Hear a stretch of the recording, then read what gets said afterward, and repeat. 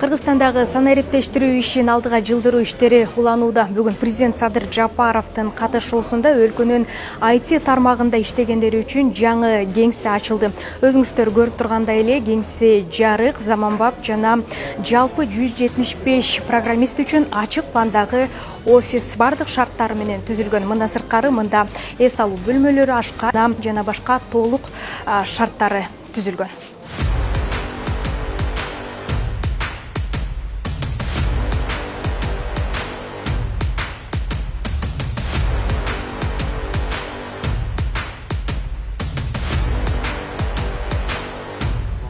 Мындан 3 ай мурун санариптик өнүктүрүү министрлигине караштуу Инфоком мамлекеттик ишканасы жана Калктык каттоо департаменти президенттин иш башкармалыгынын карамагына өткөрүлүп, 2 тармактагы ишкананы бириктирүүнүн алкагында кызмат мамлекеттик мекемеси түзүлгөн. Ишкана түзүлгөндөн кийинки кадам кызматкерлерге ыңгайлуу шарттарын түзүү ишке ашты. 17 жылдык тарыхы бар мекеме буга чейин жеке секторлордун имараттарында иштеп келген. Эми учкун имаратында жайгашкан жаңы кеңседе жүздөгөн мамлекеттик деңгээлдеги долбоорлор ишке ашмакчы. Урматтуу президентибиздин тапшырмасын биз толук аткардык.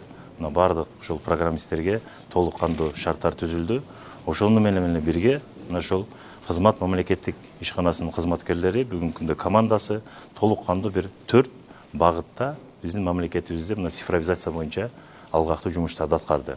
Мунун эң биринчиси, урматтуу журналисттер, мына көрүп турган биздин көрүүчүлөр, биз бүгүнкү күндө паспортту, жеке өзүбүздүн паспортту онлайн түрүндө алууга мүмкүнчүлүк пайда болду. Мурдакта комната отдыха деген нерсе жок эле. Аякта азыр мисалы жаткан жерлер пайда болду. Керек болсо биякта түнү менен калып иштесек болот экен 24 саат бою.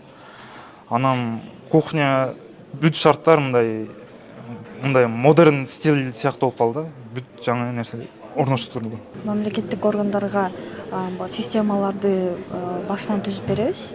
Ал бизде көбүнчө 115тен ашык проекттер бар, ошонун баарын биз жасайбыз.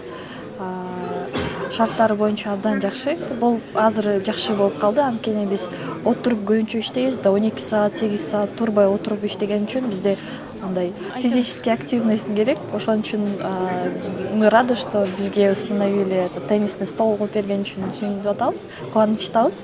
Жана бизге комната отдыха. Кызмат мамлекеттик мекемеси реформалоонун алкагында жарандарды тейлөө борборунда күтүү убактысы кыскартылып, электрондук кызмат көрсөтүүлөрдүн мүмкүнчүлүктөрү да кеңейтилген. Учурда түзүлүп жаткан шарт толук электрондук документ жүгүртүү системасына өтүүгө багытталып, муну менен бюрократияны минималдаштырууга, чечим кабыл алуу процессин ылдамдатууга жана мамлекеттик кызматтарды онлайн жеткиликтүү кылууга мүмкүндүк берет. Бүгүнкү күндө мына бир күндө 2000ге жакын очеред сондордо очередке турган жарандарыбыз көрүнүп аткан болсо, мына ушул электрондук тиркемелер иштелип чыгып кирген сайын мына бүгүнкү күндө 1500-1600ге чейин түшүп калды.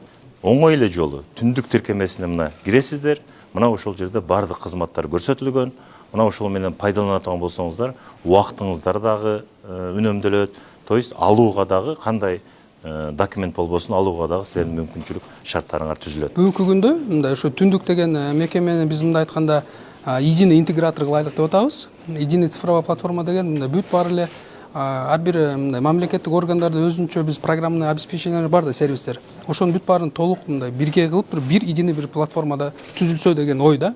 Ошол эле соцблок болобу, ошол эле медицина тармакпы, бүт мындай тармактарды алып туруп бир интегратор кылып туруп бир түндүккө мындай байлайлы деген, камтыйбыз деген оюбуз бар. Кызмат мекемесинде учурда 50дөн ашуун программист иштейт. Алдыңкы келечекте алардын санын 120дан 150гө жеткирүү болжолдонуп жатат. Бул программисттер өлкөдөгү жалпы мамлекеттик кызматтарды санариптештирүү багытында 100дөн ашуун долбоорлорду ишке ашырмакчы. Нурзада Сыдыкова, Майрамбек Абдибилал уулу, Регион, Бишкек.